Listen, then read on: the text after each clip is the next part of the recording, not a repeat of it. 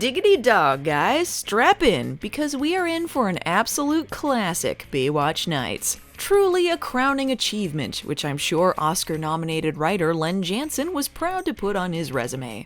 Actually, looking at his IMDb page, I don't know, that might be a non-sarcastic statement.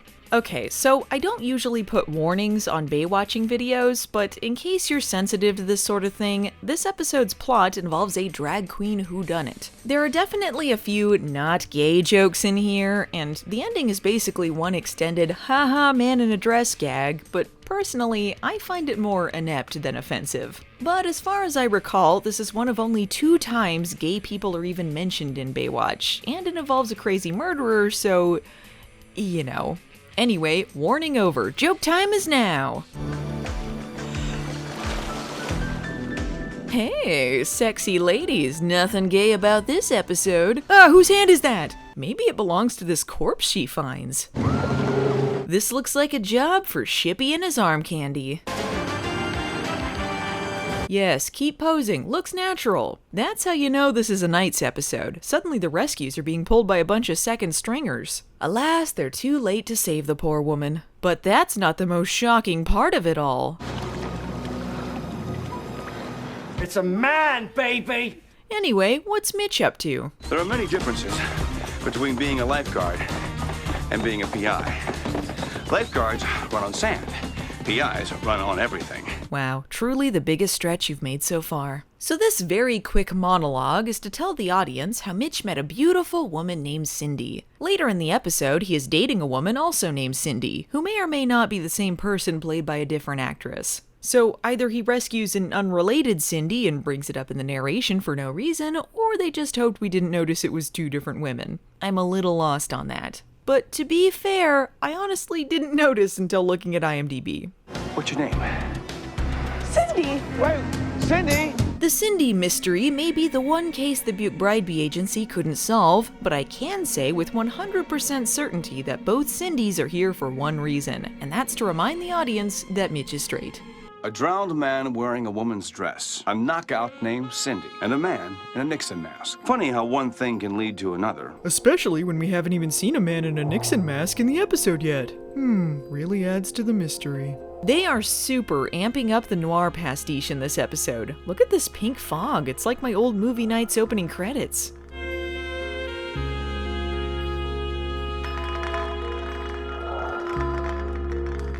That's not A&W!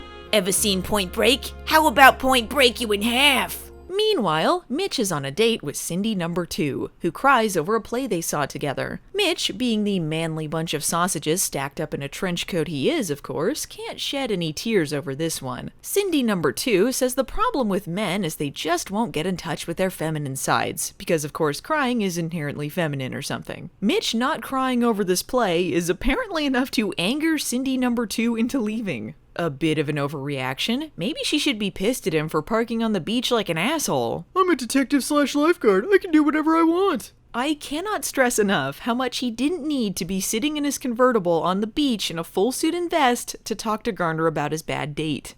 We went to dinner, I was witty, charming. Humble? What went wrong? To make things even dumber, Mitch and Garner are actually there working. So while Garner is using a metal detector to find whatever they were hired to find, Mitch is sitting in a car like the world's biggest douchebag because he doesn't want to get sand in his shoes. Get your mind off it. Come help me look. Oh, I don't want to get sand in my shoes. Why did he pick that outfit then? Garner agrees with Cindy number 2 though. Most men aren't in touch with their feminine sides. How do you know that? Charlie Jesse Rabbit, yeah. Gerardo says the same thing. Oh, I met Geraldo. You don't need to tell me how in touch with his feminine side that guy is. Doggone it. Where's the dog? I'll kill it! Coca-Cola. I changed outfits between scenes and I am exhausted.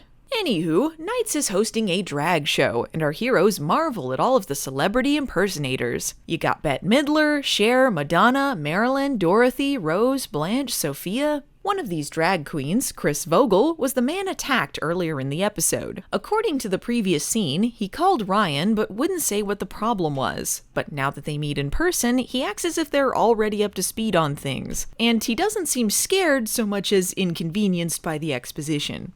What's the problem?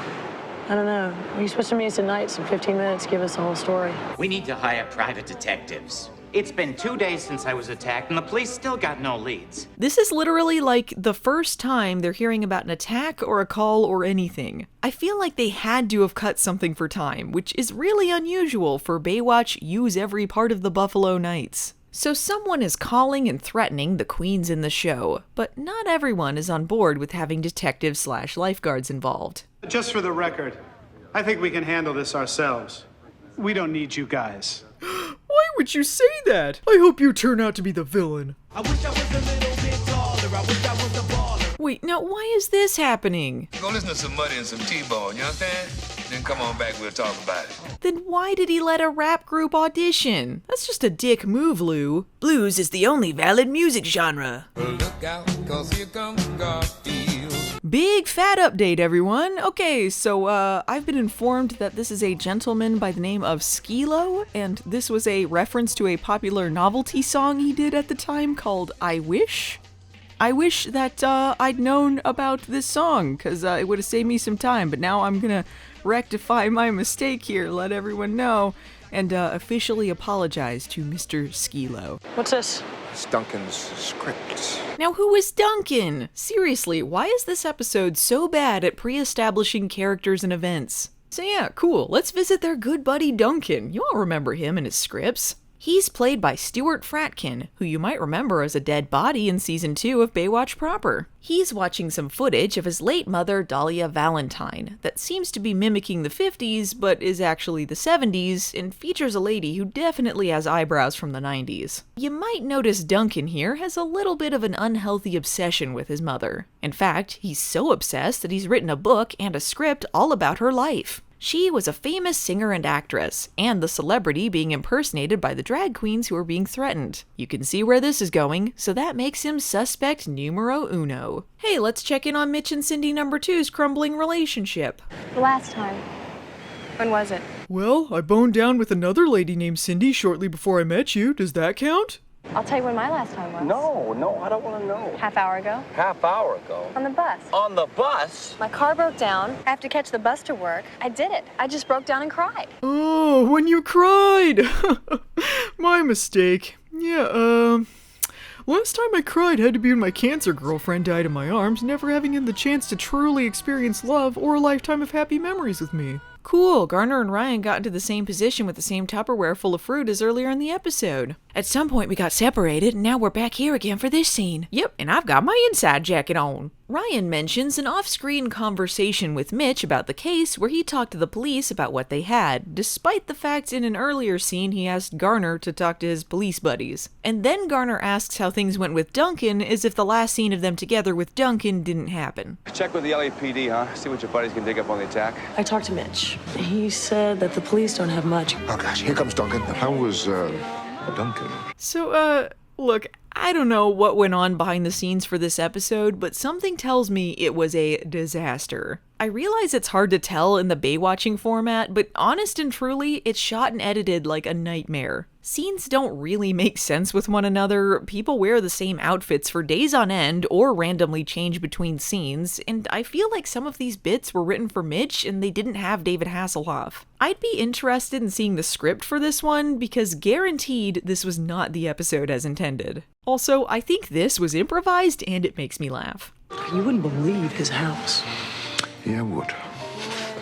So this guy is just going around bonking people on the head ineffectively after drowning one person? And to be honest, I really had trouble figuring out who was supposed to have been attacked here. Does that make me drag queen racist? Well, it only took them 3/4 of the way into the episode, but our heroes finally figure out that all of the victims are impersonating Dahlia Valentine, and the killer's catchphrase is something she always said to her kid on the TV show. I could have established the catchphrase earlier in the review, but this episode doesn't seem concerned with that sort of thing, so why should I? Case and point, they say that Duncan is actually just a child actor who played her son, and I realize I'm making it sound like a twist, but it certainly comes off like they just didn't let us in on that fact until now. I'm lost. You're too young. He was a child star. He played her son on the TV show. You think Duncan did this? Shocking revelations! Our heroes realize there is but one option. In order to set a trap for their perp, one of them must go undercover as a Dahlia Valentine impersonator. Someone who needs to get in touch with his feminine side. Don't even think it. You will be hot.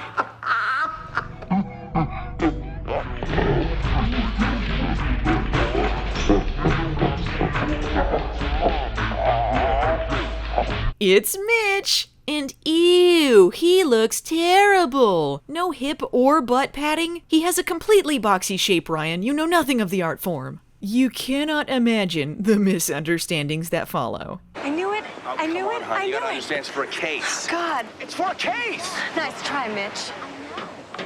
Well, you told me to get in touch with my feminine side. You know, Baywatch Nights gave us so much to root for, but I'm starting to think that Cindy number 2 just might not be a very good person. But don't think it's just Mitch who gets to have vaguely homophobic jokes thrown his way. Ryan suggests that Garner also take on a drag celebrity persona. Me? Whoopi Goldberg? In that dress? He's right, Ryan. Whoopi Goldberg wouldn't be caught dead in that outfit. Well, the show must go on. I tell ya, nothing highlights just how unglamorous and shitty their nightclub is, like pretending there's some sort of red carpet event happening in the parking lot at 3 o'clock in the afternoon.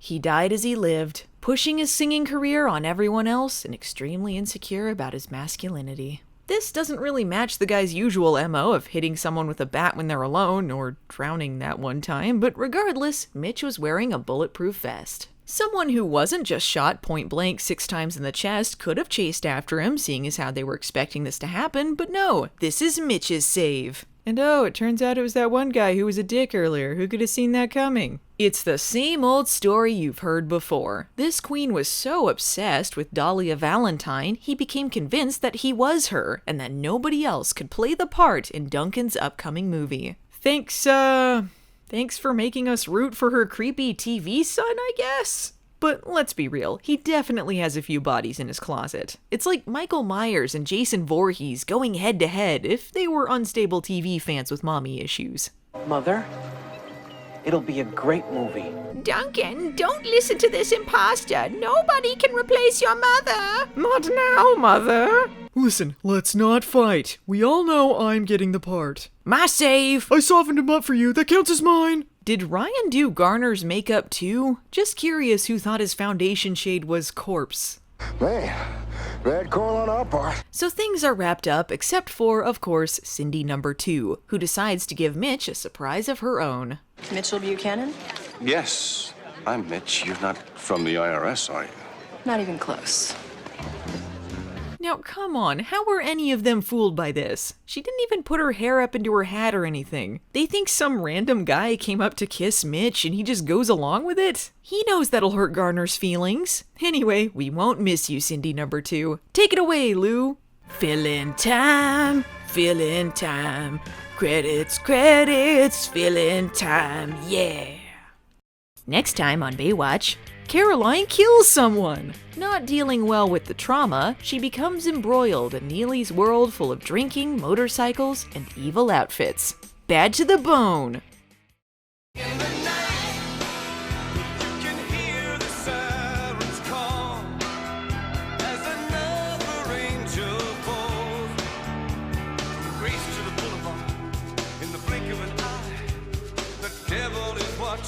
As we slide